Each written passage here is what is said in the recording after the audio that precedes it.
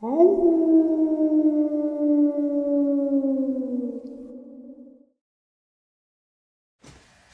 and salutations, everyone. I hope everyone is doing well today, and it is Saturday. If you know what Saturday means, it's Saturday Nightmares live from New York.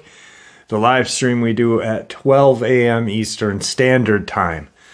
Guys, I have an amazing interview to share with you tonight or today. I have Brad back on. I just shared his most recent experience the other day. 3 days ago. He's been a friend of the channel for quite some time now, and it was great to hear from him. Before we get into today's upload, a couple links. As many of you know, I rely on Patreon, PayPal, channel membership, and the merch to help the channel to continue to grow and go. Links to Patreon, PayPal, and channel membership is in the description below. Merch displayed directly under the video. Also, Dogman Frightening Encounters, Volume 1 through 3, the audiobook versions. They were written and researched by Tom Lyons, narrated and produced by me, Jeff Nadolny. Those audiobooks are available on Audible, Amazon, and iTunes, links to which are also in the description as well. And finally, last but definitely not least, if you'd really like to help support the channel to continue to grow and go, simply subscribe. It doesn't cost a cent. Click the like button, takes half a second. If you don't want to miss out on any of the informative uploads I put out daily, click that bell icon, and folks, please leave a comment. Why? Well, because all these things really do help the channel to continue to grow and go. And folks, they definitely do matter. Now, everyone, I have taken far too much of your time. Let's jump in to today's interview, shall we? Really quick for Brad's anonymity, I actually sped the video up a little bit and changed his voice just a little bit because he wants to stay anonymous, and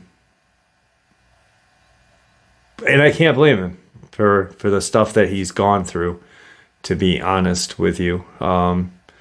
So if it's a little faster than normal, I apologize. He does talk fast anyway, but let's get into it. All right, everyone. A couple days ago, I shared an experience with a friend of mine, a friend of the channel. You guys know him, Brad. Brad had an experience that really did change his perspective about going out into the woods. He's had experiences where afterward he feels like I tempted fate. But this experience really did not only make him feel like he had tempted fate, but now he knows by going out into the woods, every time he does go now, he is tempting fate, and he more than likely will not step foot into the woods again. Brad, how are you, my friend? I'm good, Jeff. Thanks for having me. Well, I appreciate you reaching out to me. And I can tell you, as I talked to you about it in the pre-interview, this will be my last time on your show in the capacity of an encounter, because I am no longer going to do, because of what I've come across and the information that was given to me, I'm no longer going to go into the wilderness, whether armed, unarmed, by myself, not by myself, except with one exception, as I told you about. But, we can talk about that later. But as far as coming on your show, in some other capacity, I'm open to that. But as far as coming on and sharing an encounter, I can promise you that this is my last encounter on your show, or anybody's show for that matter. Yeah. I mean, like I said, you've felt like you've tempted fate. I mean, you've had those moments where you're like, oh man, I really did, and then you're going back out. But this experience, not only the feeling, but the information you received as well at the end of it all was what? The confirmation. Yeah. Yes. Yeah. So I guess we'll start off with. Let me say hello to your audience. It's been a while since I've been on, Absolutely. so I wanted to say hello to all of your audience. I listen to your shows as well. I think I've listened to just about every one of your shows. So not only do I consider you a friend, but I'm also a fan of your show, and I'm a fan of your work. So I appreciate that. That's why I said you're a friend of mine and a friend of the channel. So, just talking to you on the private level, we've established a very good friendship. So I appreciate that. We find you in the woods of Flagstaff, Arizona. Can you tell us what exactly you were? You want me just to get into the story then? No, I want, maybe why you were going out into the woods to start. Well, yeah. Okay, so the last time I had what I would call a Dogman encounter, even though I didn't really have the encounter, as you know, some people call it, some people in your audience have said it was an angel, and I'm not adverse to the idea that it was an angel, but there's also the possibility it was just some dude, right? Right. Some really good looking big dude. But in that area, I have now gone back. That happened, a couple of years ago now, and I have gone back at least a dozen times, almost not quite to the same exact area, but within a mile or two of that area, because I have been working, getting myself in better shape, losing weight. I'm still, 230 pounds, but I had gotten up pretty heavy. And what I started doing was I started carrying weight. This particular time, I had 2 bricks in my backpack just to get me to the 60-pound level with all the equipment I was carrying. And there's a reason I'm doing this, not just to get in shape, but as I told you, I think I mentioned it in the email, that I am also getting myself ready, or in case something were to happen in the world where you really do have to start carrying weight like that and be armed all the time, which is a distinct possibility in this world that we live in. Absolutely. I've been killing 2 birds with 1 stone, right? I've been losing weight, getting in shape, but also getting used to carrying a lot of guns, a lot of ammunition, a lot of equipment, 60 pounds of weight on my back. And so that is what, to answer your question, that's what I've been doing over the last 2 years. And I like the area. It's about somewhere between, let's just say, 6 and 9 or 6 and 10 miles north of Flagstaff.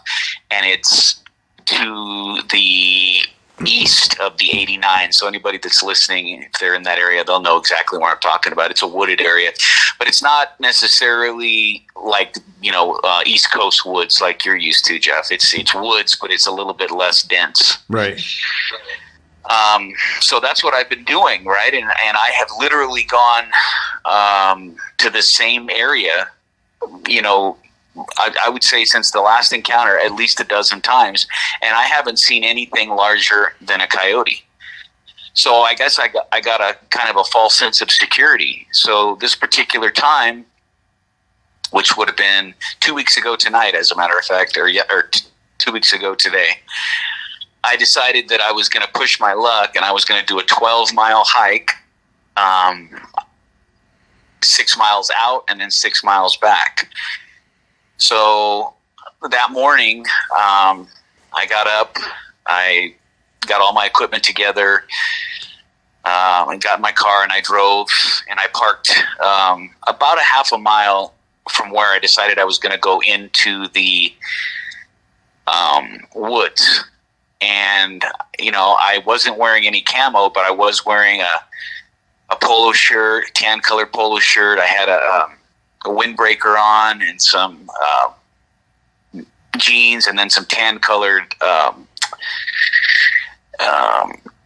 Under Armour tactical boots, right? So I had green and brown colors on. So even though I wasn't wearing anything camo, I did, fit in pretty well with what the color of the terrain is. It was a beautiful day, low 80s, I would say, slight wind, not a cloud in the, literally not a cloud in the sky. Beautiful, beautiful. So I get up and I leave my house about 8 o'clock. Drive, it's about an hour and maybe an hour and 10 minutes to get to this particular spot. Rather uneventful, all that. I park and I decide, for whatever reason, I'm not sure exactly why I did this, but I parked my car. I have a Toyota. I parked it on the side of the road, and then I walked about a half a mile up to go in, walking, which would have been east, into this forest. Now, I have kind of a phobia, and again, people are going to understand really what a walking contradiction I am, right? I have a fear of getting lost in the woods, right? Yeah. And I've always had it. I don't know why I have this fear, but I try to keep it as when I go into the woods, I try to keep it as simple as possible, where if I go in due east, I try to stay on that path as straight as I can and then come directly back due west, right? Yep. And I didn't have GPS and all my equipment. You'd think I'd have that, but I didn't. I had a compass, which I know how to read, but I didn't have a GPS. But to give your audience an idea of the equipment I was carrying, I had a backpack on with 2 bricks in it. I had binoculars, a flashlight, and people are going to say, what are you carrying a flashlight for? Well, it wasn't because I knew I wasn't going to need it.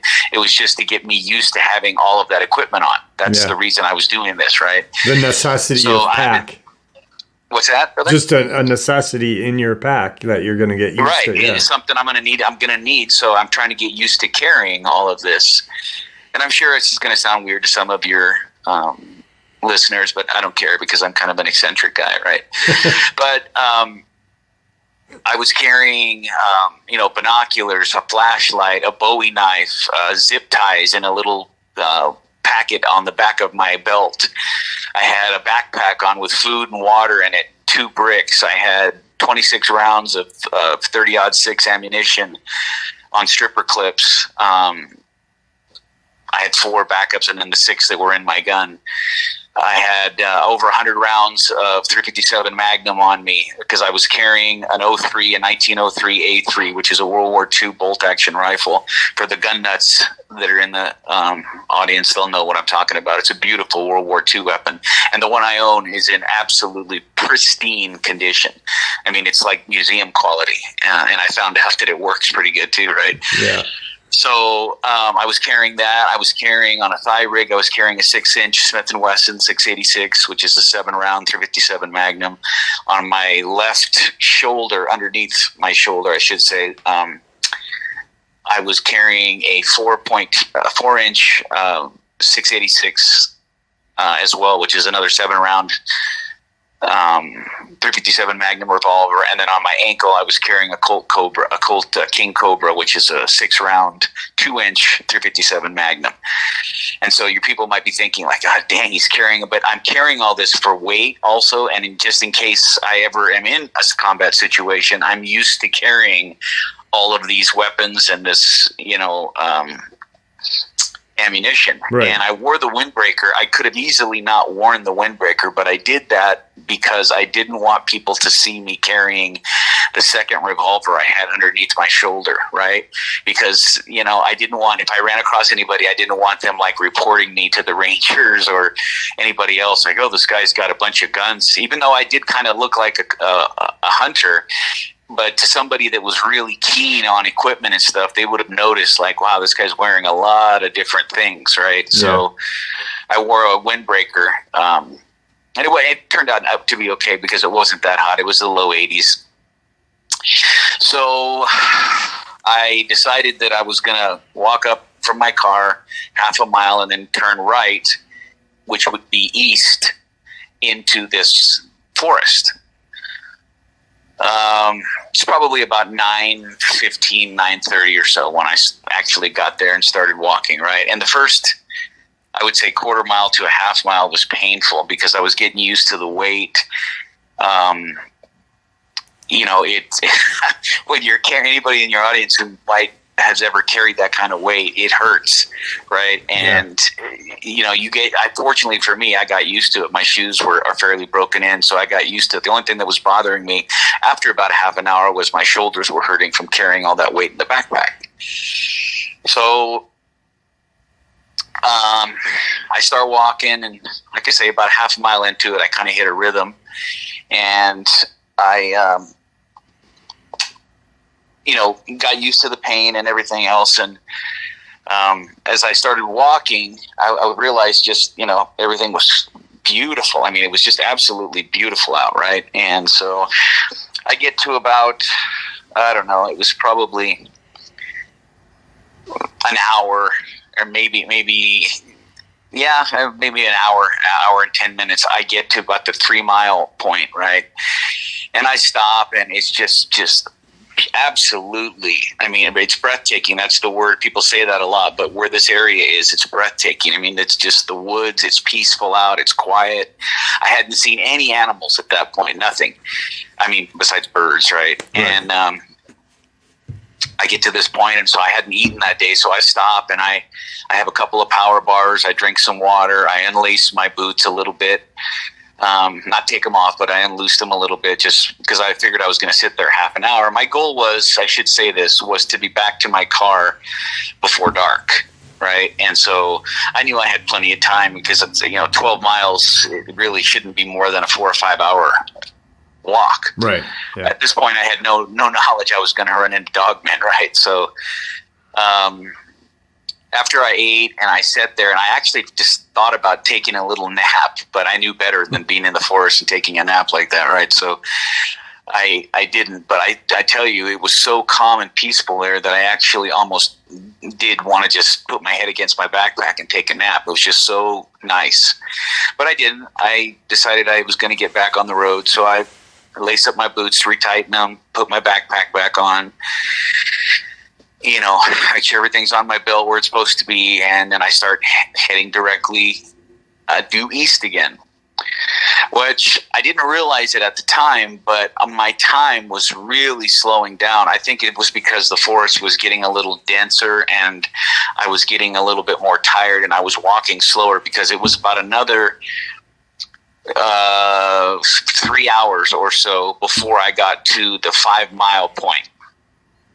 And the reason that that's important is because when I got to this 5 mile point, I was up on this little, what I would call it, a ridge, so to speak. And there was this valley, and it wasn't a deep valley. It wasn't something you would picture when somebody says valley, but I don't know what word to use, right? It's just, it was like 20 feet below where I was, right?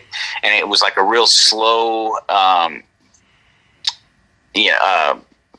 the embankment was really gradual, right? It wasn't like a steep drop off. It was very gradual down. So I stopped there, and, I drank some water, and I was just looking around, and I figured, okay, in another mile, because my pedometer I had said I was at 5 miles. So I thought, well, I'll go another mile. And I decided I was going to look around. So I bring my binoculars out, and I started looking around, and it's just absolutely beautiful. It was just breathtaking. That's the word I would use. And I notice, and here's where the story starts to get interesting, as I'm looking across the valley, I see it's like a hill on the other side. There's like the valley and all the trees in it. I could just see over the trees. And on the other side, I see this hill. And I see a big tree on the hill, and it's on this slanted hill, right? The tree's growing out of this hill, and it looked to me like there were some boulders, and then what it looked to be caves, but I don't know that they were caves. It could have just been, me not seeing clearly on what it was. It was a bush that looked like it. I don't know. I can't say for sure that it was caves, but that's what it looked like. Right. So as I'm looking, I noticed right by this tree, I was looking up at it at first, but when I started to look down at the ground or toward the ground, I see these 3 animals, and I immediately, it wasn't like the last time where I didn't know what I was looking at. I immediately knew what these were because of the size, because I could see them in relation to the tree, right? And we're talking, just for your audience perspective, I'm about, I would say, half mile from them right now at this point. So far enough out of their, they couldn't see me, right? Plus I was up, like I said, on this ridge. I suppose if they would have looked directly at me, they might have seen me, but they didn't.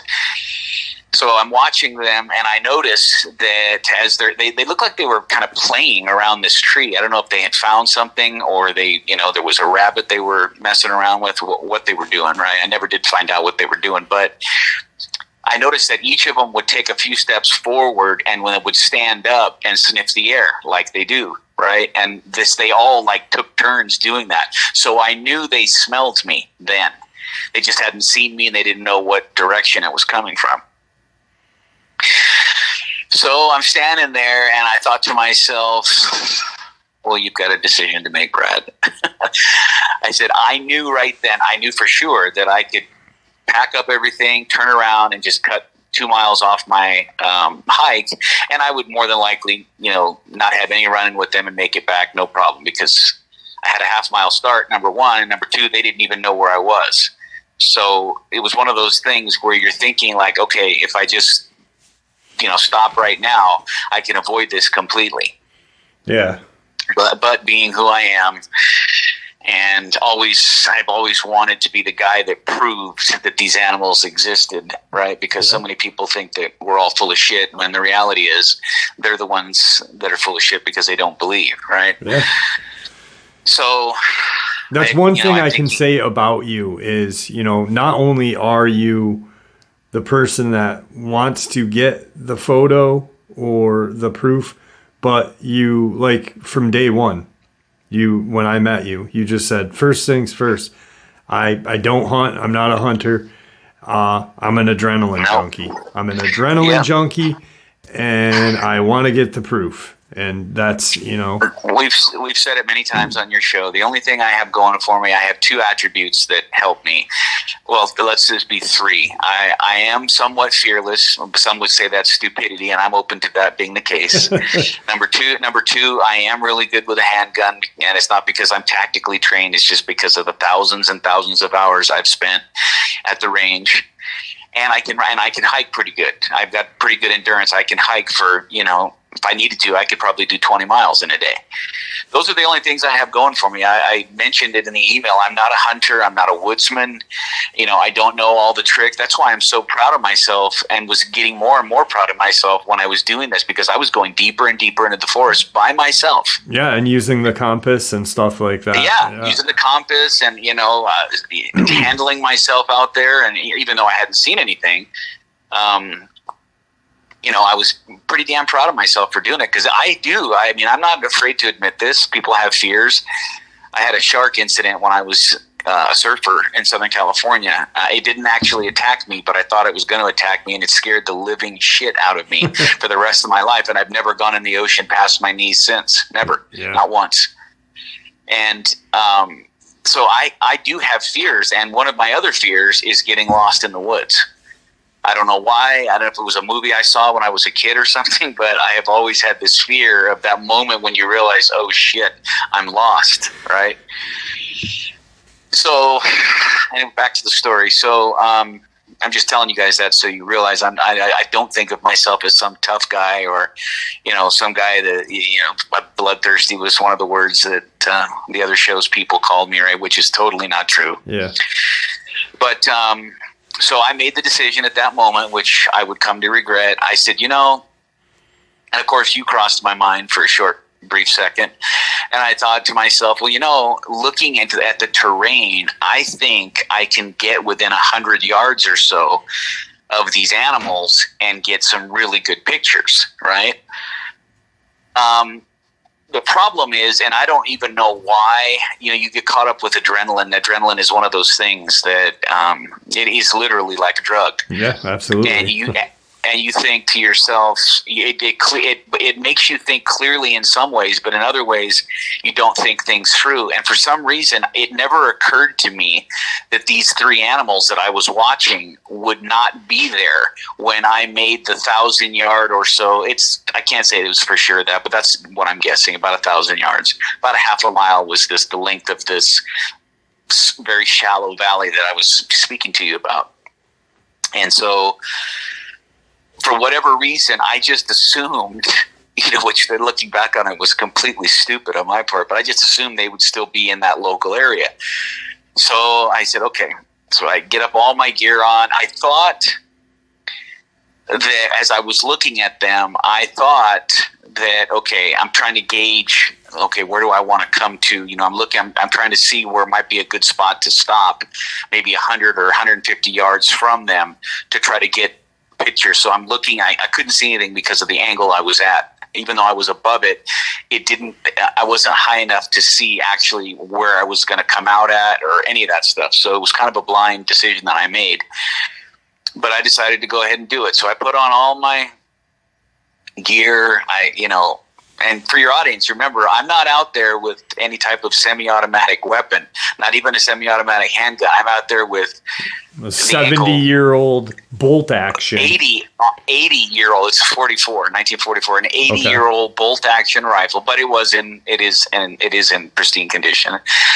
And 2 revolvers that I had access, because the one on my ankle is just basically like not having it, because there's no way I would have had time to get to it. Right. So basically I'm out there with a bolt action rifle and 2 .357 Magnum revolvers.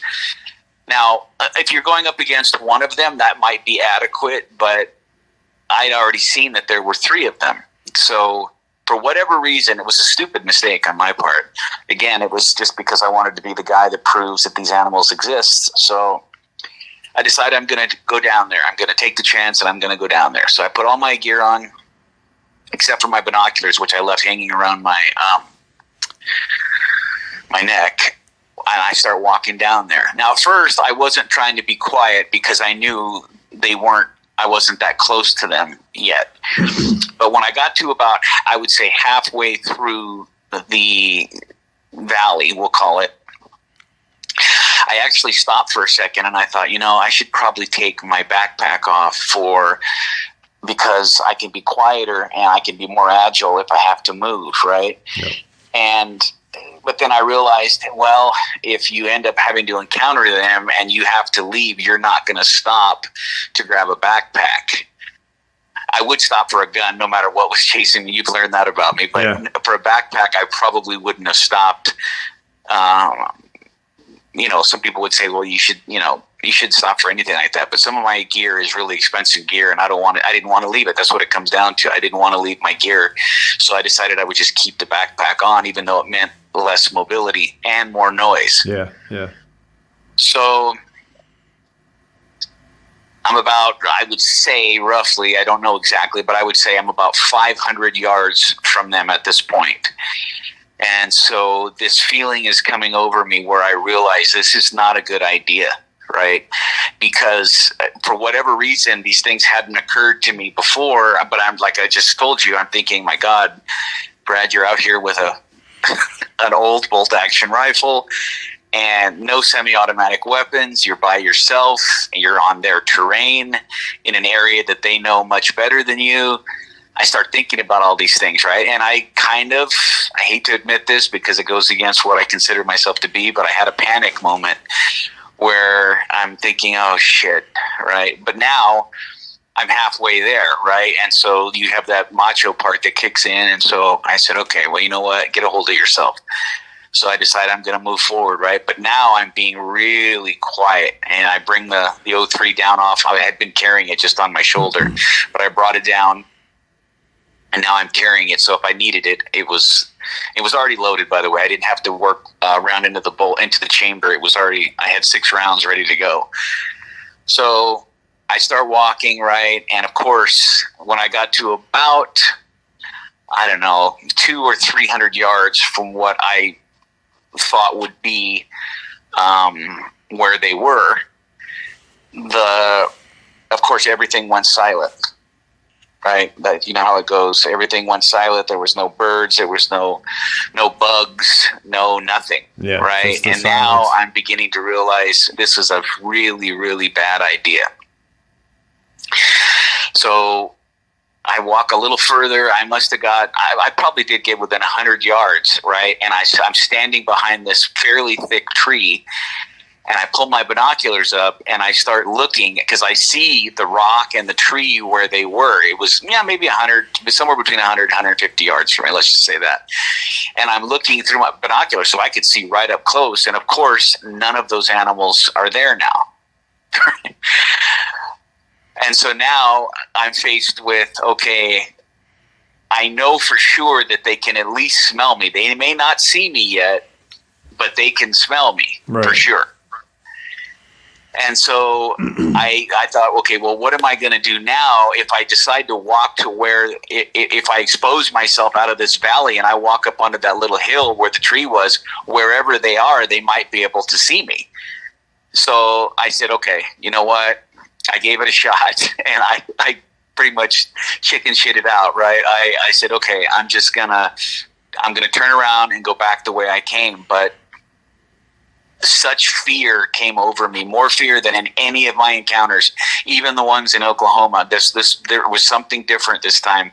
It was almost like I realized that I had pushed it one step too far. Yep.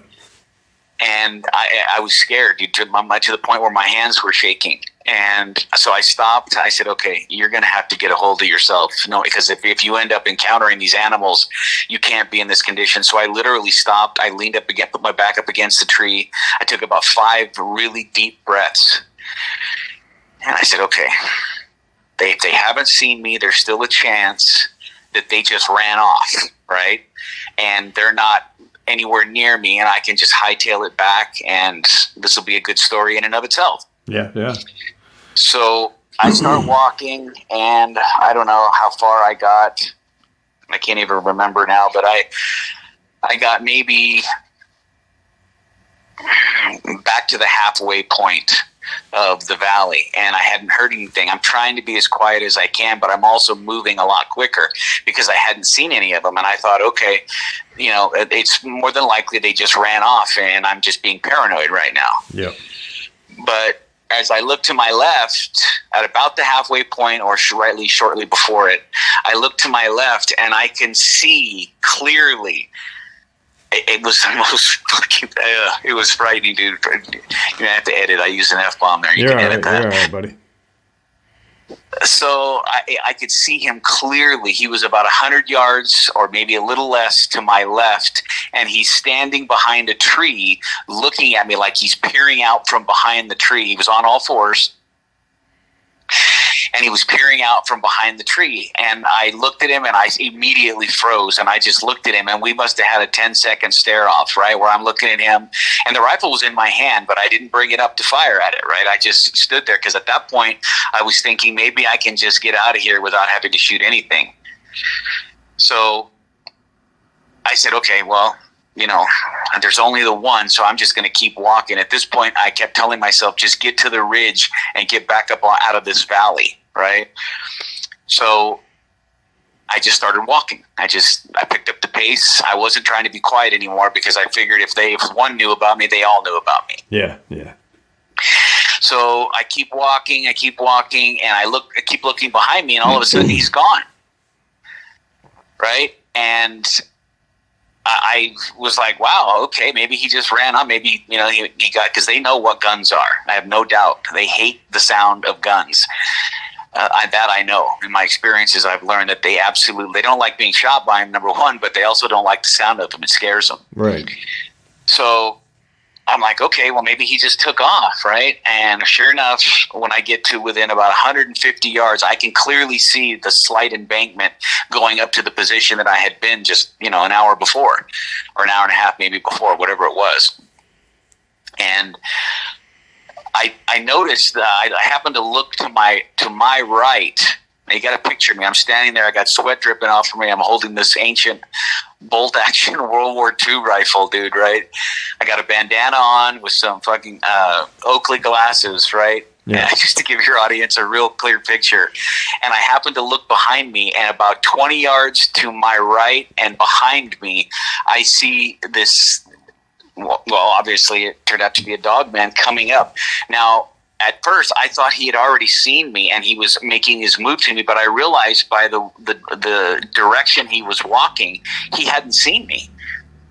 So, and I was kind of behind a tree, so I took a couple of quick steps and got behind a tree as best I could. But the reality was, because I had this big backpack on, I was still only probably 3/4 covered. Well, he kept walking, and he got about 3 yards ahead of me. I'm trying to explain this so your audience will understand exactly what I'm talking about. He was about 20 yards to my right, but I had turned to face him, Okay. And he was about 3, maybe 4 yards ahead of me. So I was looking at him from behind a tree that was behind him. Okay. If that makes sense to your audience. I'm kind of looking around the tree, and I can clearly see him, but because I was behind a tree, he didn't see me. If he would have looked directly at me, he wouldn't have seen me. But it looked to me like he was looking directly at where I was headed. Okay. Back the way you had just come from an hour or so before. Right. That's the very embankment that I came down that entered the valley, and he was looking up at it. Right. So I have no doubt he had smelled me. Yeah. Right. And I could tell he knew I was somewhere around. He just hadn't, for whatever reason, he hadn't seen me. I don't know. The man upstairs was watching out for me again. Right. So Anyway, I'm watching him, and I don't really know what to do at this point, right? I'm looking around. I even tried as quietly as I could. I tried to bring my binoculars up and look around to see if it was just him or if the other two were bearing down on me, and I didn't see him. So I thought, okay, well, right then, as I look over at him, he stood up, and he put his head up into the air. And, of course, as you know, they have really large heads. Now, the description of this animal, because this was the best description I got when I was looking at him, because I was so focused on him, he was not what I call the German Shepherd or Belgian Malinois type that I had run into before. This particular animal, and all three of them, I think all three of these were either brothers or related in their own little like pack somehow. Yeah, they were all together. They operated in conjunction together, right? And they were all young males. I could tell by their genitalia how they wasn't fully developed yet, number one. And number two, they were only, I would say, between 7 and 7.5 feet tall when they stood up. They were like a gray, and they had, there was some, black on them. It's hard, the coloring is hard to describe because there's so many like patchy, colors on them. But he definitely did not. He had a short tail, and he definitely did not look like what I have encountered before. I mean, in a general sense, he did, but not exactly like the, people say, the German Shepherd, right? This didn't look like a German Shepherd. He looked like a wolf with a big head and big teeth. That's how I would describe him. But he had the classic hands that look like what I've described as old people's arthritic hands. Yeah. I could clearly see his hands.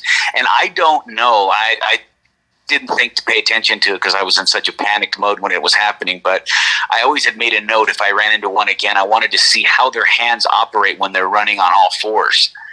Because I always thought it was interesting, like how do they use their hand like a paw when they're running on all fours? Yeah. Right? Yeah, it makes sense. Nobody ever talks about that with these animals. They always just say, they dropped to all fours, or they stood up. But how do their hands don't change, obviously, into a paw. I don't believe in people, these animals changing appearances. So I've always wondered, like, how do they run on the hand? And I had made a mental note of that, but of course I didn't think about that at the time. But anyway, I digress. So as I'm looking at him, and I looked around and I saw that there were no other animals, he stood up to smell, right? And I knew it was just a matter of time. And there has such strong, which I would come to find out later in the story, how strong their smell is. So I knew when he stood up to smell, it was just a matter of seconds before he turned and looked at me. Well, when he stood up, he lifted his nose up. I mean, he presented a target that I just could not pass up. I mean, we're talking 20. It might not even have been 20 yards. It might have been 17, 18 yards from me. And when he tilted his head up, he just presented a target that even somebody like me that's not really a rifle guy, you can't miss that, that distance. So when he did that, I took a deep breath, aimed, and fired. And his head slammed because I hit him coming from his left, and his head slammed to the right. It was almost like it bounced off of his shoulder, and I could see the blood come out the other side of his head, the blood spray come outside of his head. Okay. And he went down, right? And then, of course, I looked around really quick. I looked around and I didn't see anybody, so I walked over to him, and he was, believe it or not, he was still alive. He was making like a gurgling sound, and his arms were kind of flailing. And I didn't, as bloodthirsty as everybody thinks Brad is, I didn't want him to suffer, right? So I walked up, I got within about 6 or 7 feet. I didn't want his arms to be able to grab me, right? But I got about 6, 7 feet away, chambered another round, and then I put the other one on top of his head, and he died immediately. Okay. So now I'm standing there, and I'm thinking, this is the moment I was telling you about, where I'm thinking, okay, now is the time to get your pictures, right? But something told me, it's just one of those moments where you just know, I don't even know how to explain it other than to say, you just know something is amiss. And I didn't even bother to pull out my camera, my phone. I just immediately turned, because I knew I just knew it. Something was coming, right? I could feel it. They heard the gunshot, something. That intuition. And it's intuition. That's what it was, dude. Almost like a chick, right? They have great intuition. That's kind of how I felt. Yeah. And so I turned I'm looking down at him after I had fired. I'm looking down. I turned to my left, but really far to my left. And I see, coming from the way I had been coming towards the embankment, I see both of them on all fours in that their head is lowered and they're prowling. Anybody who's seen a dog, when the dog is hunting and he's coming up on his prey, he'll lower his head, right? Like a wolf or a dog does, right? Yep. And both of them, they were only maybe 3 feet apart, and they were, I would say, maybe between 40 and 50 yards from me.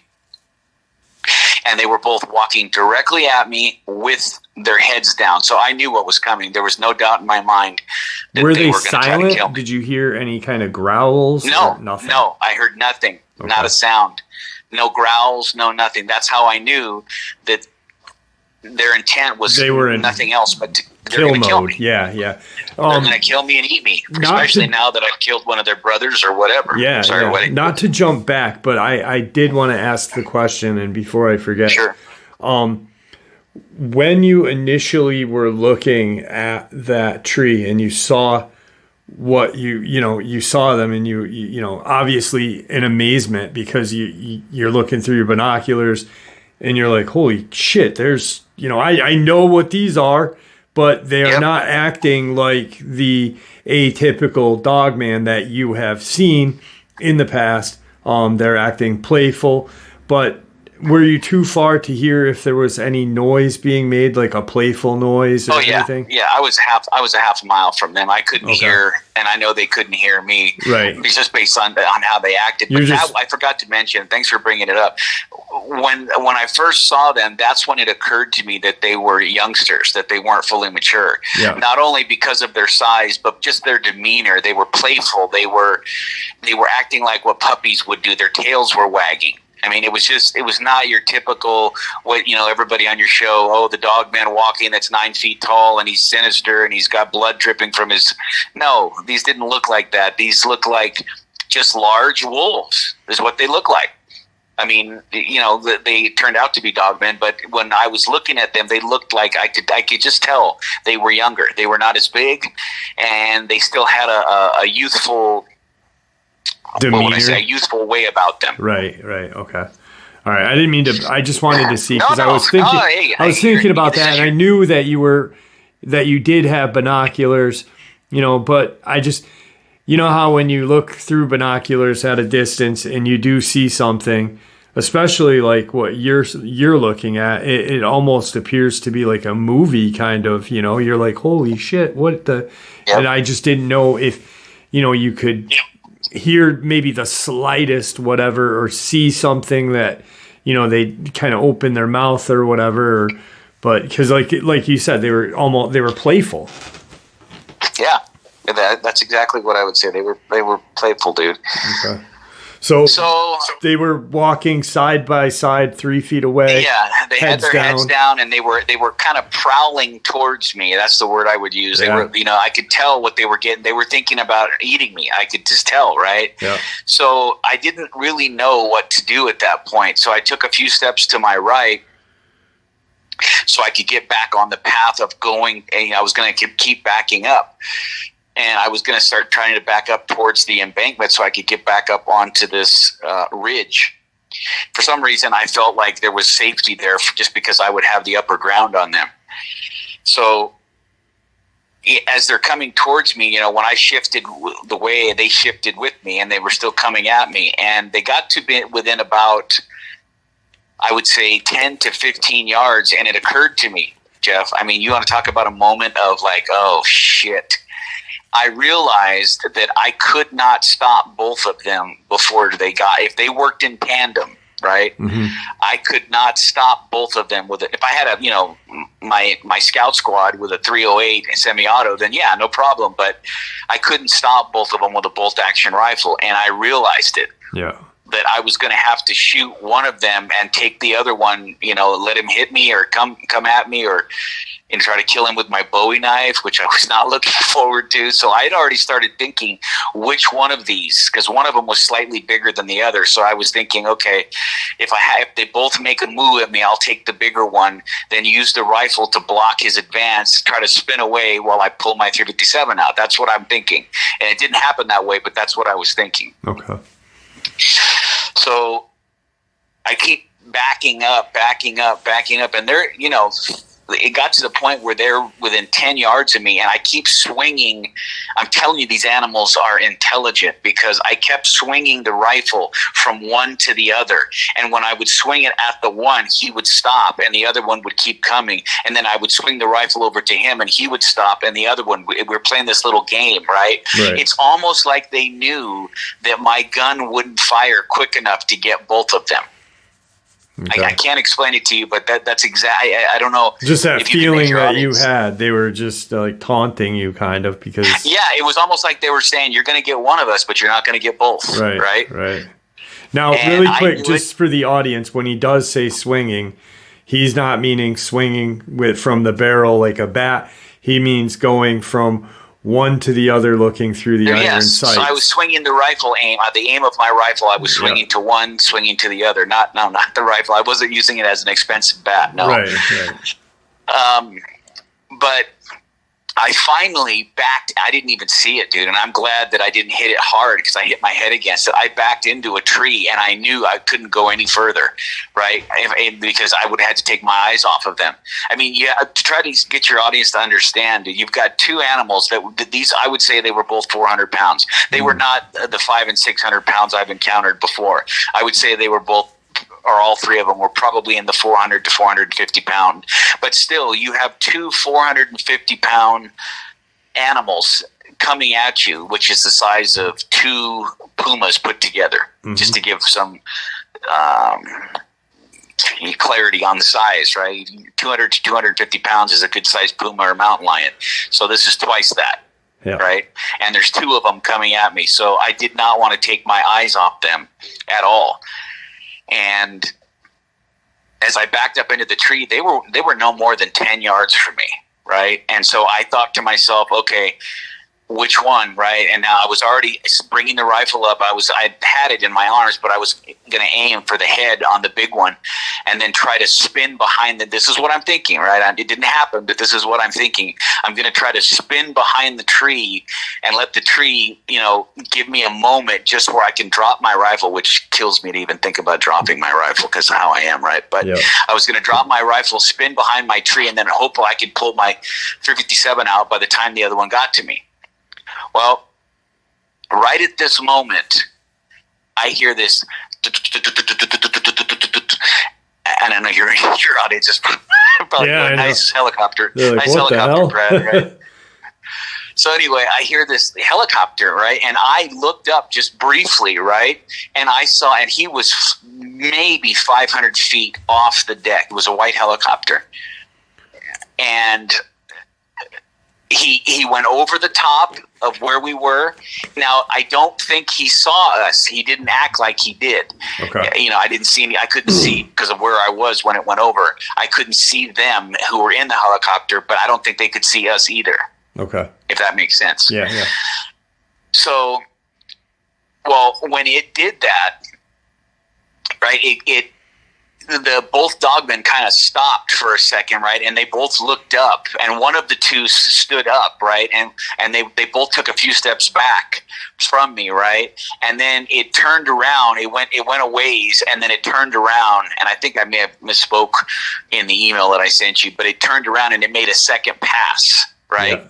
But it was only 300 feet, if I had to guess. It was a football field off the ground, right? I mean, it was low, dude.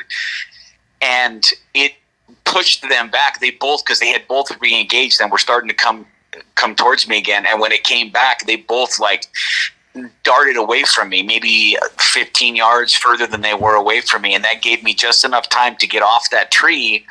I quickly slung the 03 over my shoulder, and then the helicopter was gone. It went back the way that I was going, right? And so I took that time. I pulled out the 357 that was on my thigh, and I pulled out the one that was under my shoulder, right? And I started walking backwards, and I said, all right, you sons of bitches, if you're going to take me, if you're going to eat me, you're going to be sore when you're doing it, right? That's what I was telling myself, trying to be macho as best I could, right? Right. So I backed up that hill, which wasn't easy to do. I'm backing up this embankment because it was about 150 yards, and I just kept, right? And they, for a while, before they started re-engaging me this time, after the second pass of the helicopter, they kind of stayed away like they were confused, it seemed to me anyway, like, well, what was that? What is this? And it allowed me to get maybe 80 to 100 yards because I wasn't running, and I wasn't even going to attempt to run because, first of all, I'm not in the shape that I could run anywhere near 5 miles because, remember, that's about how far I am from my car. Right. Number one. Number two, I was too weighted down to run anyway with 60 pounds on me. And number three, these animals were not going to let me just run away, period.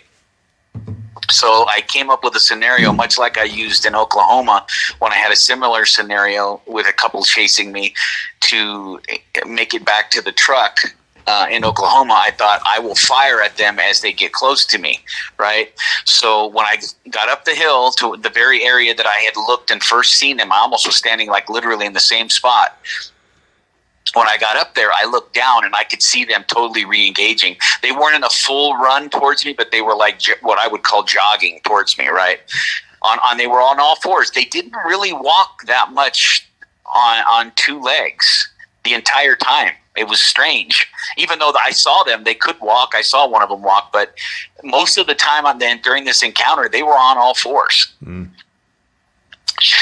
So as I got up to the same spot that I had originally seen them in the hour and a half or so before, I looked down and I could see them coming up, and they were jogging, right? And they were picking up speed, right? So I thought, okay, I can't run. There's no way that I'm going to be able to run, right, and outrun these two animals. So I'm just going to walk as fast as I can. And when I hear them getting close, I'm going to turn and fire at them with my revolvers and to try to keep them at bay while I make it back. Now, you want to talk about the longest hour and a half of my life, knowing that they did not try to hide that they weren't like being, stalking or predatory, like hiding behind trees. They were literally right behind me. When I would turn to swing, I would swing around to fire at them. They would either jump behind a tree or duck down to the ground. And like move to the ground. These animals are incredible because they know what guns are. Yeah, it's just I can't even explain it to people who haven't experienced it. They know what a gun is, and I think it's ingrained. It's ingrained in their brains. Like wild animals have that sense of like we were talking one night about people having something ingrained in their psyche. From just years and generations of things. It's probably ingrained, Yeah, they know that they cause pain. Yeah. And I also know that they create loud noises and they don't like them. Right. So every time I would turn around, I must have fired, I think I said this in the email, I can't remember, but I think I said it in the email, where I must have fired 50 times at them in that hour and a half. Just as I would walk for a couple hundred yards, I would turn and they would be gaining on me. They'd only be 30 or 40 yards from me. I would fire. One of them would jump behind a tree. One of them would just duck down. And I don't think I hit either one of them the entire hour and a half that this game of back and forth between us. I don't think I hit any of them, not even once. Because I never heard any squelching and I never saw any blood, and I didn't see them react in a way that would have led me to believe that I hit them. Right. But as the hour and a half went on, I was starting to get more confident because I was getting closer to my car, right? I kept thinking, okay, a little further. I'm tired. I'm thirsty. My feet are beginning to hurt. At one point I thought real serious about just taking my pack off and saying, okay, you know what, I'll come back and get it, stashing it under a tree or something, and I'll come back and get it, but I didn't. And so this goes on for an hour and a half, and I finally get to, I would say, maybe half a mile from my car or so, right? And I'm trying to pick up my mind here exactly how it went down. So I get to about a half a mile, and there's a thick tree, and I decide I'm gonna stand behind it. And I'm tired. I'm drained. The adrenaline's gone, dude. I'm just tired now, right? And I realize that I'm at that pivotal point, but the things I do next are going to determine whether I live or die, right? So I put my revolvers in their holsters, and I pulled the 30-06, the 03 off my shoulder, and I say to myself, you know, I don't have as many bullets, but if I can hit one, my strategy changed. I was going to let them come, and I was going to try to kill both of them. That was what I said I was going to do. I'm just going to try to work the bolt as quick as I can, maybe hit the first one at 50 yards, and then by the time the other one's on top of me, I can at least have one round into its head. Right. That's what I'm thinking. So I, make sure that I've got one chambered. I look out from behind this, and they're only 50, 60 yards from me, and they're coming directly. They know exactly where I am. There was no surprise here. They knew exactly where I was. They were coming right at me. So I took a deep breath, said a prayer. I got behind the tree again. Then I popped out behind the tree, and by the time I fired at the one, he was no more than 30 yards from me. And I don't know how I missed him, but he kind of slid. It was kind of comical now that I look back on it. He slid on his hands and his back paws, and I don't know if he hit something, but he tumbled when he was sliding, because I think he thought he was going to get hit with the bullet. He slid, but he tumbled head over. His actual body went all the way over, and he tumbled head over heels.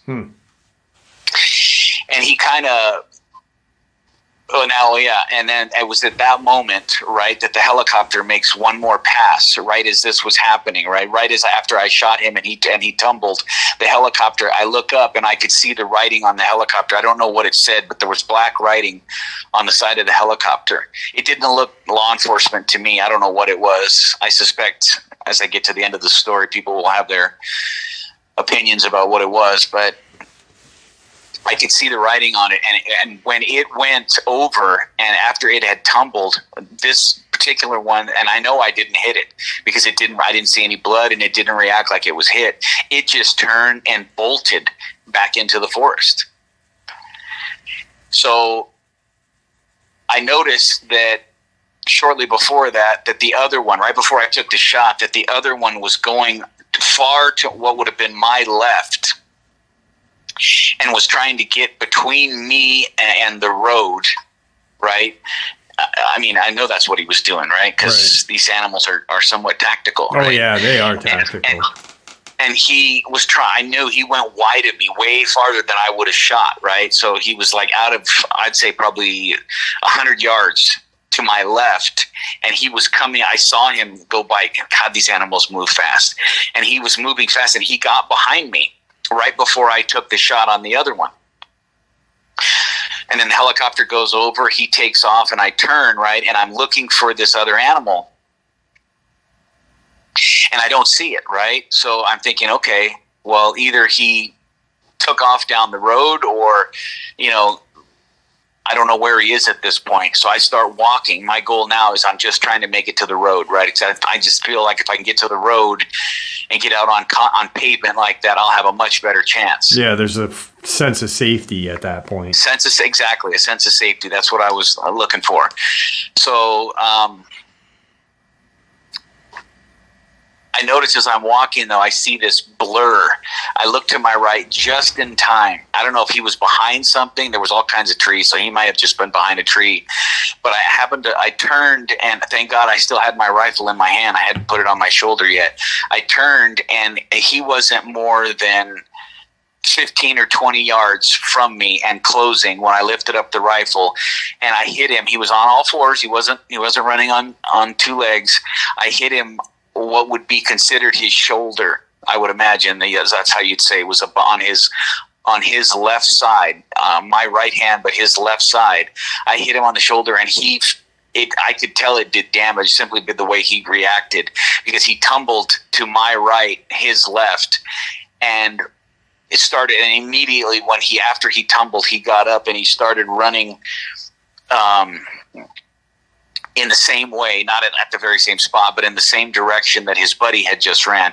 And I brought the rifle up. I chambered around and I brought the rifle up. And by the time I brought it up, I had him. If I would have shot, I would have hit him. But he was running away from me at that point. And I thought, you know what?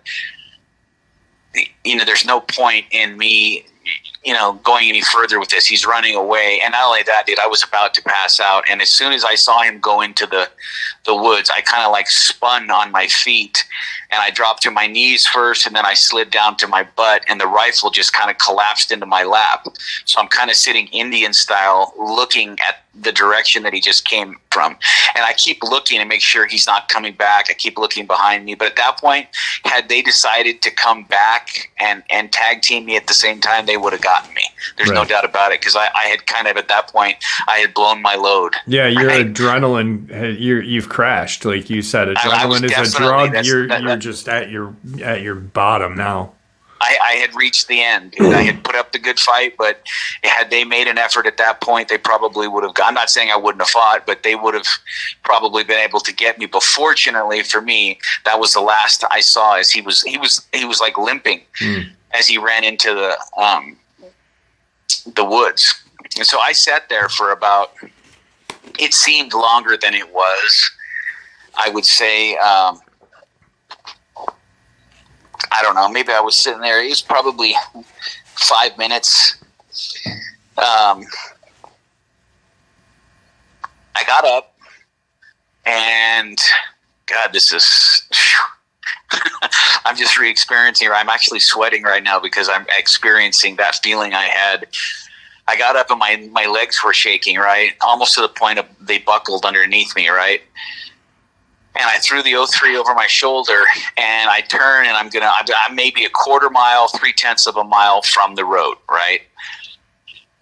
And I see, it was a complete shock, right? And the helicopter was gone. It had made its 3 passes that I told you about, and it was gone. Yeah. And I turn and I start walking towards, and here's this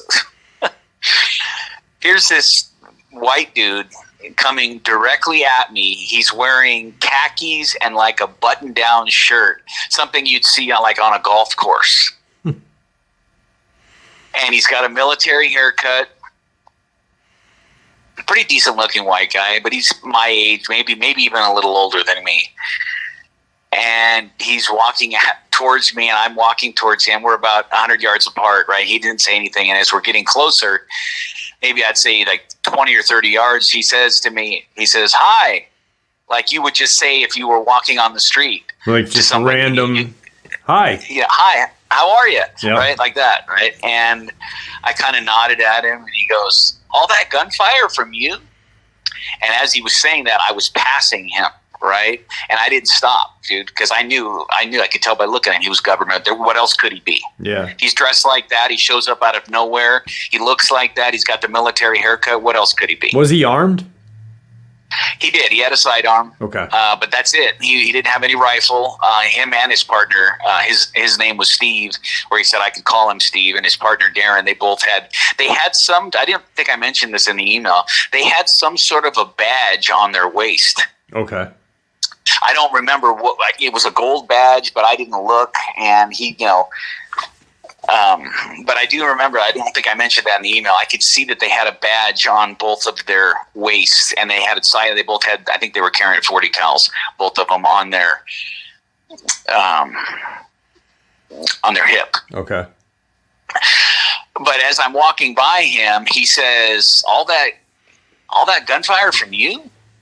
And I just looked at him with disdain in my voice, and I said, "You know it is, or you know it was." And I kept walking, and he stops and he says, "Brad, hey, can I talk to you for a minute?"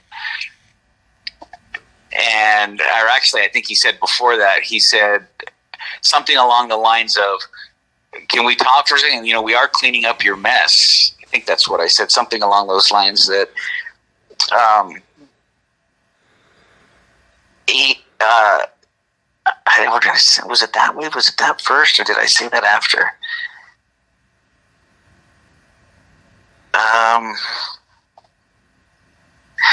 He asked me. He said, "Can I talk with you?" That's what happened. And I said, what is it? What do you want? What is there to talk about, right? And he's like, "Well, we are cleaning up your mess. Can you at least talk with me?" And he used my first name. Yeah. So I conceded, and we start walking together, and he's now walking back out of the woods with you at this point. Yes, we're walking towards. That's when he said we did come to clean up your mess. I stopped dead in my tracks. Okay. That's right, and I turned and I said, "My mess," and then. He said, "Brad, we know exactly who you are and exactly what you've done, right?" And so I'm thinking like, "Oh shit," right? And I said, "Well, then that I came out here and I didn't, purposely go against the warnings that I've been given or disobey that, right?" And he basically said, "I know, that's why I'm here. I just want to talk to you about it." And then as we're walking, he said, "Hey, would you, follow me over to my truck?"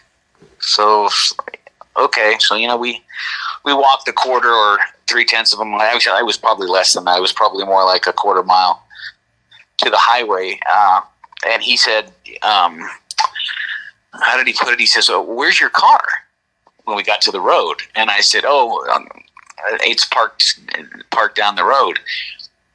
And he kind of chuckled, and he says, "I told my buddy or my partner that was your car." and I said, "No, you probably ran my plate and knew that was my car." And he goes, "No, actually, Brad, I didn't run." And he goes, "I just had a feeling that was your car." And I kind of thought that was strange that he said that. Yeah. And so as we come out and we get to the highway, I noticed that there's another white guy. He's sitting on the gate of an open Ford, what appeared to me anyway was a Ford F-150, and it had its door, the back, what do they call that? I'm not a truck guy. The tailgate, the bed door, tailgate. The what? The tailgate. Yeah, the tailgate. There you go. The tailgate was pulled down, and he was sitting with his feet dangling. And as we crossed the street. That's when I had said to him, I said, "What's your name?" And he says, "Well, you can call me Steve, and then that's Darren over there." And he was like motioned with his head over to his friend, and I nodded over at Darren. I kind of shook my head at him, and he returned it. And then I came up with it. I go, "Well, I'm not even going to ask what agency you guys are from." And he goes something to the effect, he says, "Well, that's good that you don't ask because we couldn't tell you even if you did." And I said, "Well, what is it that you want from me? What's this about?" And he said, "Well, Brad, I need you to listen closely to what I'm about to tell you." So I'm sitting there and I'm thinking, oh my God, right? So I'm nodding and I say, "Okay, well, I'm listening." And he says, exactly what words did he use? He says, "You're the only person that we have come across that has had the number of encounters that you've had with these animals and had lived to tell about it." Something along that. I'm trying to remember exactly, but that was the gist of what he was saying. And I said, "Well, I guess it's just luck, right?" And I said, "I am pretty good with a handgun."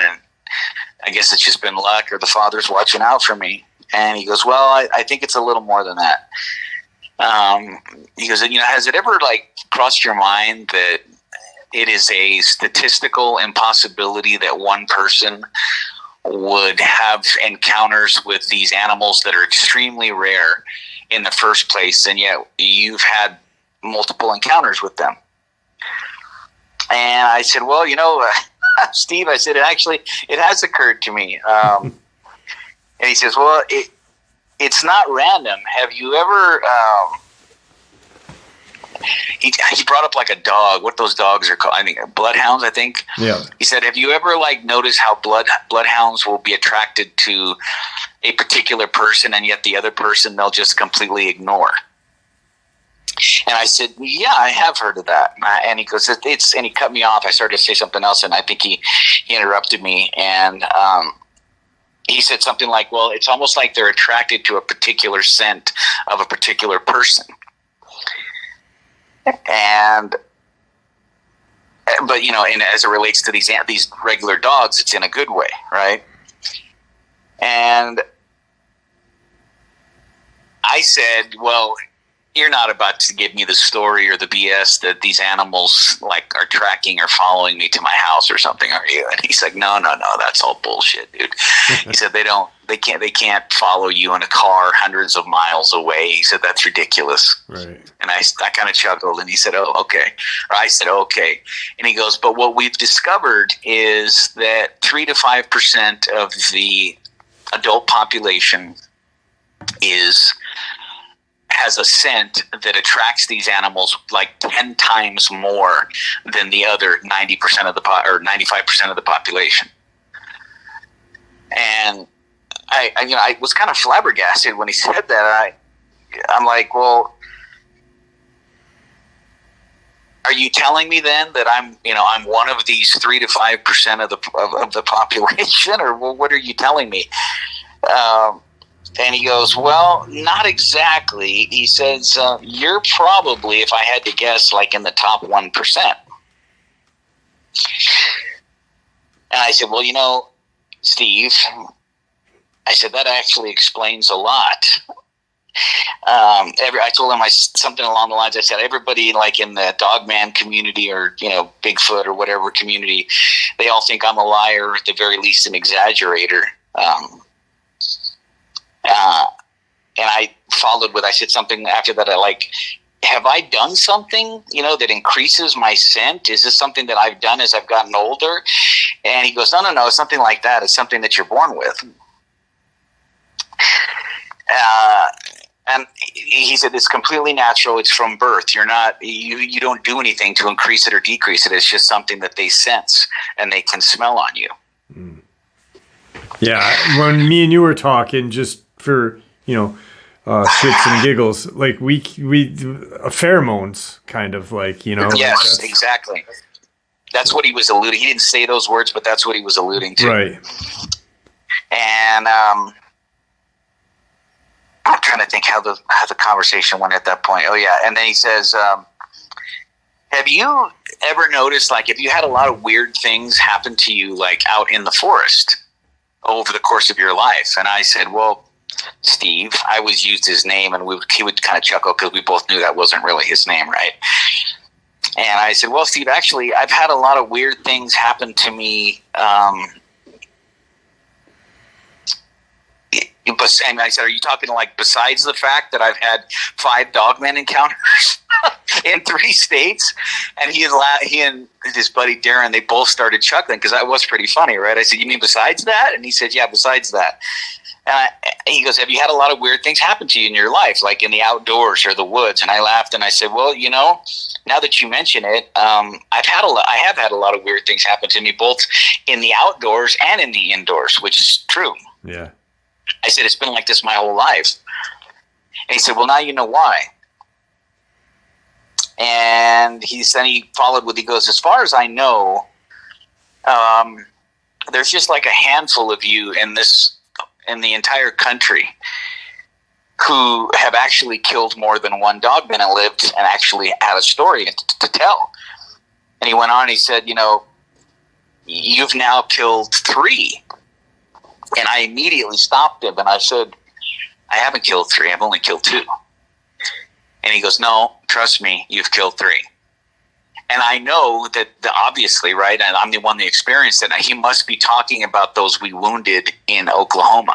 Yeah. When we got into that big freaking Dogman fight, we'll call it, right? He must be talking about that because there's no other scenario. I didn't fire my gun when had that other one in Arizona that had the angel, if you want to call him that. There was no gunfire there, right? So I knew he had to be talking about the Oklahoma. So, let's see what happened after that. Oh yeah, he starts getting into his truck at that point, right? And he says something along the lines of, "Can I give you a piece of advice?" And as he was saying that, Darren walked around to the passenger side of his truck. And then I cut him off and I said, that's it? You came all the way out here to tell me, that? And he said, no, there's one other thing. And I said, go ahead. And he goes, if I were you, I'd stop going into any forest or national park altogether. And he could tell by the look I had on my face, right? I'm like, okay. And he goes, it seems like your scent gets stronger as you age. And as you age and your scent gets stronger, you become less able to defend yourself. And boy, those words, it was like cold water, right? Yeah. Somebody cold water throwing on me. And then I knew that he knew exactly who I was because he says, you're about to be 55 on your next birthday, right? Which is true. I'll be 55 in October. And I shook my head, right? And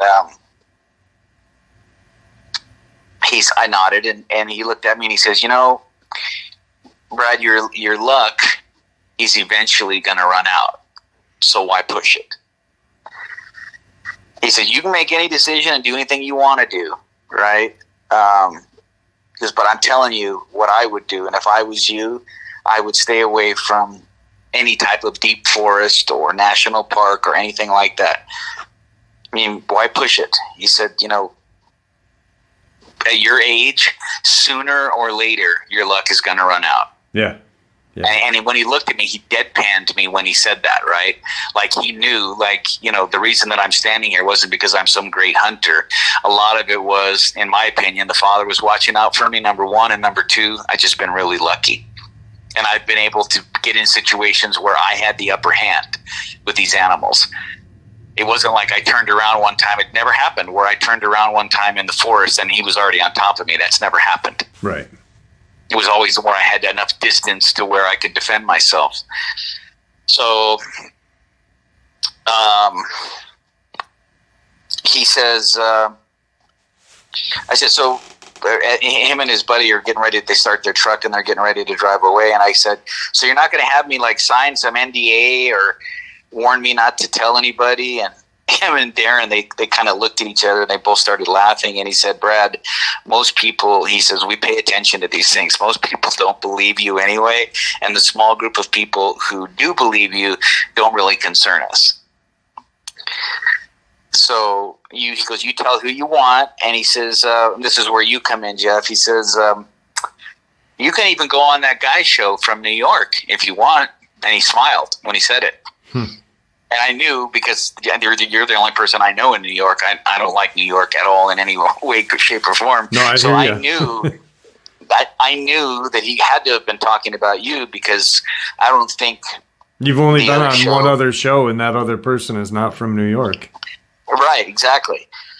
So I said, we're getting to the end, and I said, well, I appreciate you, you telling me all this, man. And he nodded, and before he pulls away, he says, listen to what I told you. He says, because you're going to end up getting yourself killed if you don't. Sooner or later, he reiterated it, right? He said, sooner or later, you're going to find yourself in a situation where you're not going to be able to walk away from. And I said, okay, well, you know what, man, I appreciate you taking the time. to tell me that. And he goes, hop in the back of my truck. We'll give you a ride to your car. I said, no, because I still don't trust these guys. You never know. These guys take off and take me somewhere and kill me, right? Some deep underground military base and torture you or some crap like that. You never know, right? Yeah. So I said, no, thanks. I said, I'll walk. I got to decompress. And as he was pulling away, he leaned back and he said, after that, anybody would. Take care. And then he basically pulled away. I waved as he pulled away, and I walked half a mile or so to my car, and I put my gear in the trunk, trying to think of anything happened, and nothing happened. I got in my car, and I drove home. I was home within an hour, maybe an hour and 10 minutes, and just the way that everything happened, it was meant for me to have this encounter, not just with the Dogman, but with this guy. I really believe that they purposely warned me, because maybe like in and I hate to say this because it's going to sound like I'm boasting, but I'm really not. I'm just looking at it from their perspective. Maybe they consider me in their own mind, in their own circles, like as some sort of a celebrity, because of all these encounters I've had and I've survived, right? And I'm still standing. Maybe they took pity on me and wanted to warn me of what they know and what they haven't told other people, right? Right. Or maybe they I never thought about this, because you and I have talked about this experience after I shared it with people, and the last couple of times we talked, but it just popped into my head with what you were saying, how they took pity on you, but with the way he said hi to you, like kind of this hi,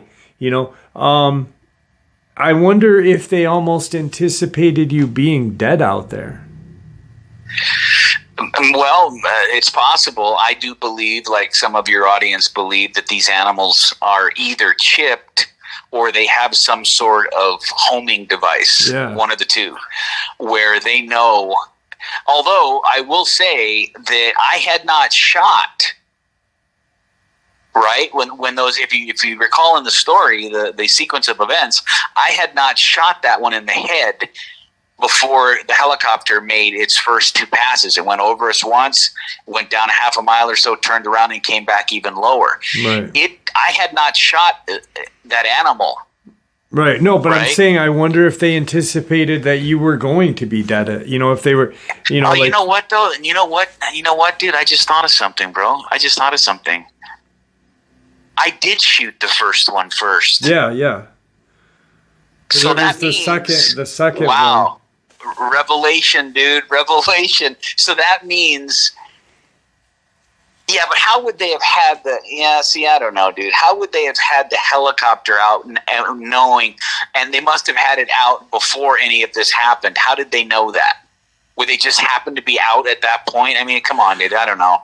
Yeah. Who knows, dude? I don't know. Just the way he said hi, and walks in and just hi, kind of, and just it's strange. It could be, there's just a whole different kind of, like with Daniel, you can interpret it as an angel or ultra sexy, huge blonde Fabio, or possibly some sort of Nordic whatever.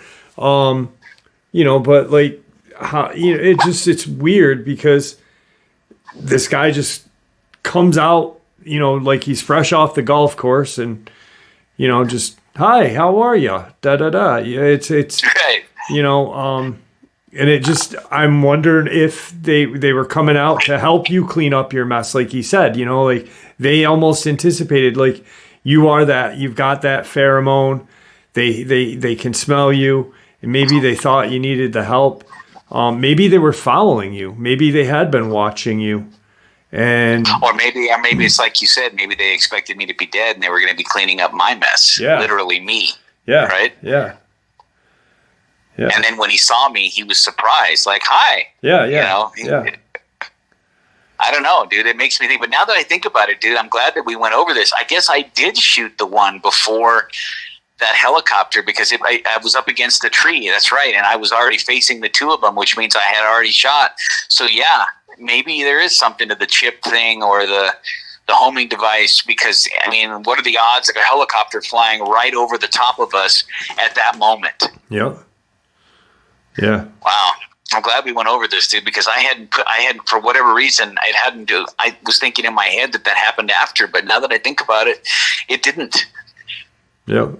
I had already shot the one when it passed over the top of us. Yeah. And, you know, I wasn't there with you, but, like, just the way you say he said it, you know, and I'm interpreting his hello from the way you're saying it, because, you know, I'm thinking, you know, you're mimicking the way he said it, and it just seems like, hey, hi, you know, like a surprise, and yeah, we're here to clean up your mess. And, you know, like, either you did kill one, possibly you got hurt, you know, just whatever. I don't know. It's definitely a very interesting But he did say after he said hi, though, Jeff, he said, all that gunfire from you? Yeah. Like he, you know, he must have heard more than just to me, I took that to mean he's heard more than just the 2 shots. Yeah, because you were shooting the revolver to get out of there. I would have only made 2 shots. I would have only made 2 shots in his earshot that he would have been in, and that was when I fired at the one and missed, and he turned and ran, and then there's the last shot I fired, which hit the one in the shoulder, and he tumbled. Those are the only 2 shots he would have said, but he said all that. Yeah. Now that you're going, how did he know that? How did he know that? You know, yes, exactly. With the revolver shooting, because you were walking out 3 miles, whatever. Right. With the revolver. So was he out there prior to that with you and just watching you from the afar? You know, and then or are there speakers out there somewhere? Almost, who knows? right? Who knows?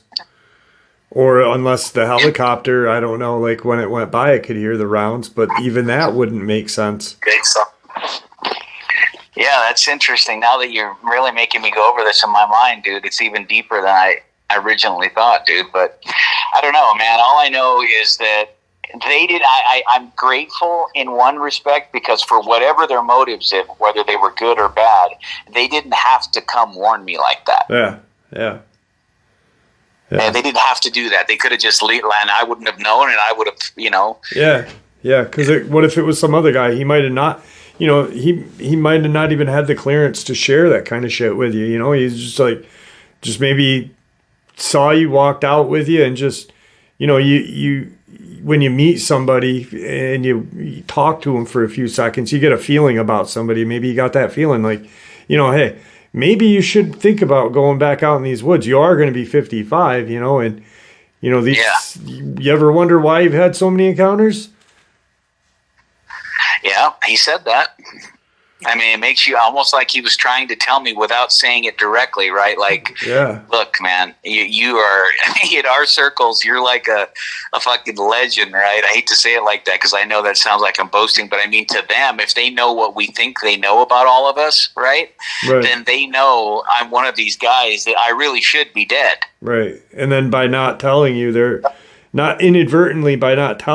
is plausible deniability right there. You know, I didn't tell him shit. You know, I just said, hey, you know, might want to think about not going in the woods. Yeah. That's that's my story, brother. And that's, like, I'm going to follow what they say. I'll close by saying, you know, other than that one scenario, we'll get into that some other time, about that I laid out for you, that I might be convinced to go back in if I had my buddy Kevin with me, and maybe you as well. We'll talk about that at another time. But other than that, dude, I'm picking up golf again. I used to play golf all the time. I'm gonna start playing golf again. If I do hike, I'm gonna just hike on really public, you know, where you see people all the time up and down the trail, and not going into the deep woods anymore. And I mean that too when I say it, dude. I'm not going, even armed, doesn't matter. I'm not going into the deep woods again, because, you know, if he took the time to come warn me like that, and they thought I was worthy enough for them to do that, then I should, the way I see it, I should honor that and not push my luck anymore. Yeah, absolutely.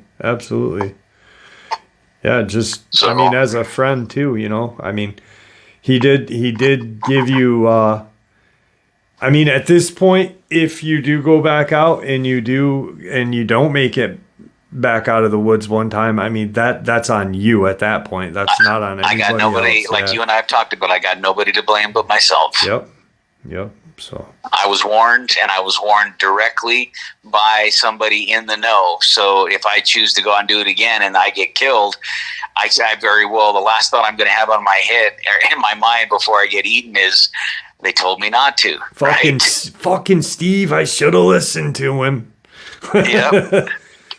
Exactly. Yeah. So anyway, that was my last encounter, dude, and I couldn't think about anybody else I wanted to share it with other than you and your audience. And everything I just said was absolutely true.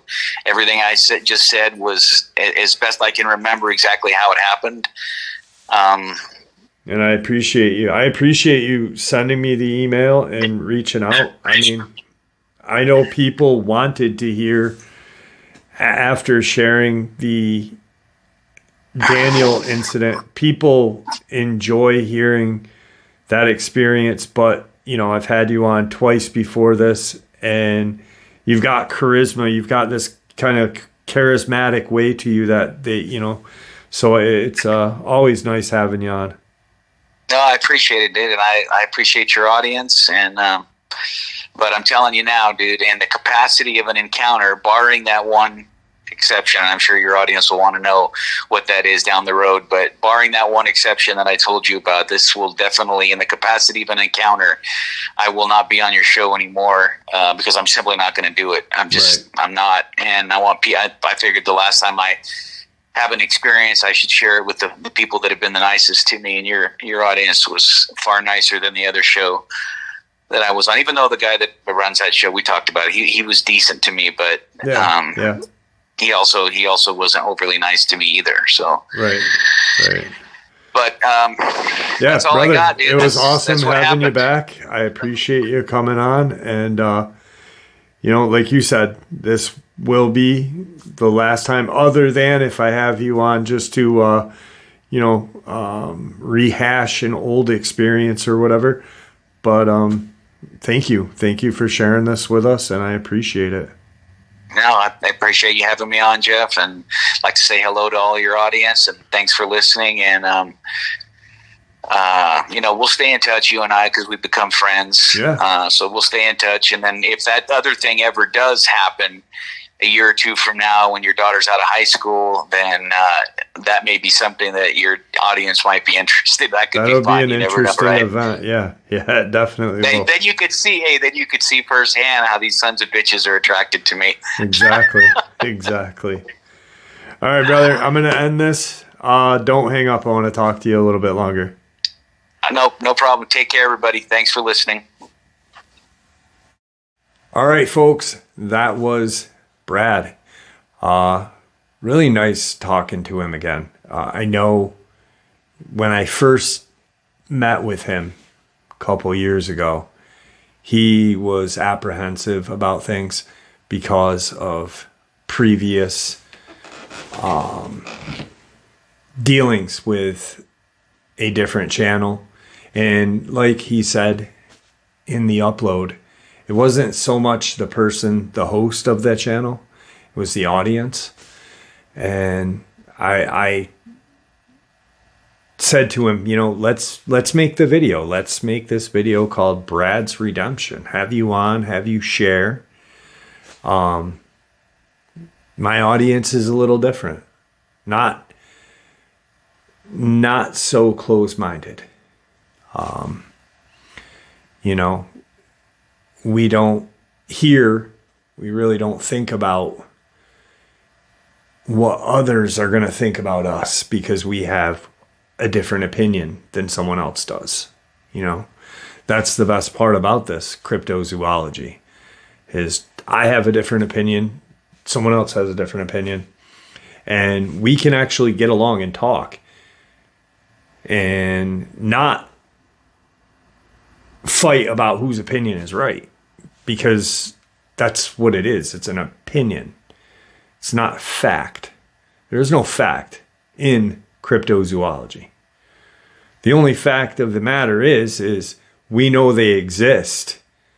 We don't know where they came from. We don't know what they are. until we have a reputable, non-government science biopsy on these creatures, we may never know what these things are. But anyway, I really enjoy Brad. I like talking to him. He's a super nice guy. And I hope you guys enjoyed this interview as much as I enjoyed sharing it with you. Like he said in this video too, you know, I'm not going back out in the woods. And he's pushed his luck. He really has. And I'm glad that he's realized that. I really am. Because there's been times where he's felt like he's pushed his luck just before knowing what was told to him. You know, and after the interview talking, I was like, dude, I really think they expected you to be dead out there. And that's why he was like, hi, you know, like, surprised to see you. Holy cow, you're alive. So once again, thank you. And tonight's live stream, 12 a.m. Eastern Standard Time. I hope to see you all there. Saturday Nightmares live from New York. Guys, please stay safe, happy, healthy, and ever vigilant, keeping an eye on our children, pets, family, friends. These creatures are real. They are out there. They're definitely dangerous. Share this information with those you love and care about, and it may just help save their lives someday. Until next time, never stop asking questions, never stop searching for the truth, and God bless.